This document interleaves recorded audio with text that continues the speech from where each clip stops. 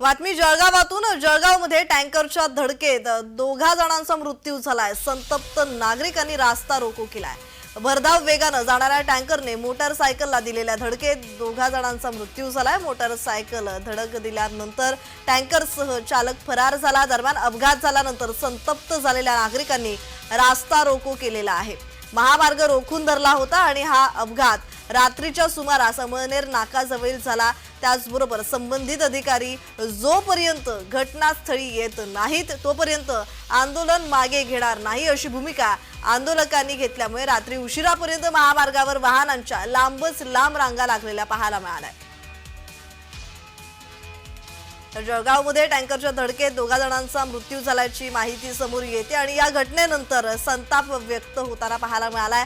संतप्त नागरिकांनी रास्ता रोको केलाय। भरधाव वेगाने जाणाऱ्या टँकरनं मोटारसायकलला दिलेल्या धडकेत दोघा जणांचा जागीच मृत्यू झालाय।